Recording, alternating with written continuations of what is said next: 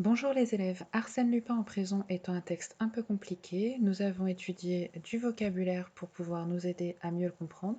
Donc je vous invite à relire la fiche de vocabulaire, à revoir les illustrations qui vous permettront d'avoir un meilleur accès à la compréhension du texte. Ceci étant dit, c'est quand même un texte complexe, donc je vous donne un petit peu d'éléments de contexte aujourd'hui sur les personnages, les lieux, les caractères, pour que vous compreniez un petit peu mieux ce qui se passe. Donc Arsène Lupin, c'est un personnage de fiction, il n'existe pas, il a été créé de toutes pièces par l'auteur, Maurice Leblanc. C'est un cambrioleur, donc un voleur, un gentleman, donc un gentilhomme en anglais, qui est particulièrement connu pour son talent à user de déguisements, à se grimer ou se maquiller, à prendre différentes identités pour commettre ses délits et résoudre des énigmes criminelles, lui qui est toujours à la recherche de trésors et de richesses. Voilà ce qu'on peut apprendre sur Wikipédia. On ne va pas lire toute sa fiche Wikipédia, mais vous pouvez quand même savoir que Maurice Leblanc a commencé à écrire et à être publié en 1905. Ça vous donnera quelques indications quant à l'époque. Vous ne pourrez pas avoir d'ordinateur portable ou de téléphone dernier cri, ni de voiture de course, puisque nous sommes au tout début de l'automobile, vers la belle époque et les années folles, avant la Première Guerre mondiale. Voilà pour le contexte historique. Ensuite, notre personnage principal, Arsène Lupin, son caractère. Donc s'il est qualifié de gentilhomme ou de gentleman, c'est parce qu'il n'est pas comme les voleurs que vous avez peut-être l'habitude de voir dans les séries ou les films, qui sont souvent des personnages inquiétants, parfois laids, pleins de cicatrices, méchants, violents.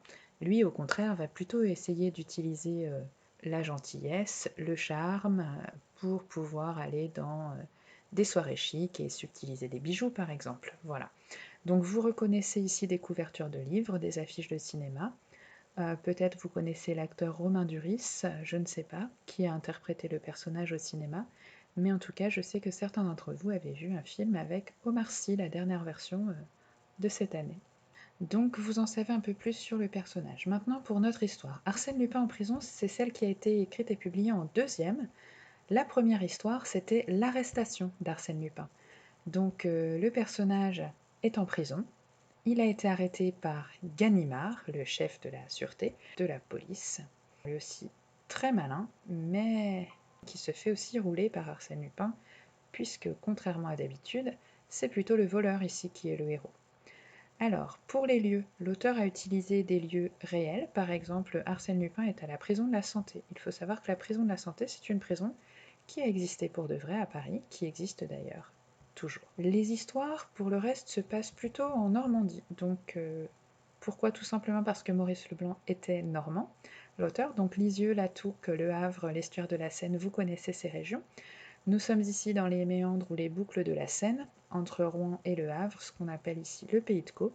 Il y a des histoires qui se passent près d'Étretat. Ici, nous sommes dans les abbayes, donc dès le début, vous entendez parler de l'abbaye de Jumièges et de l'abbaye de Saint-Vendry, et du village de Caudebec aussi, qui est au bord de la Seine entre les deux. Alors il faut savoir que ces abbayes, ce sont des lieux réels aussi, elles existent, elles sont aujourd'hui en ruine, mais vous pouvez visiter les ruines de Jumièges ou de Saint-Vendry. Mais l'auteur a également inventé des lieux fictifs.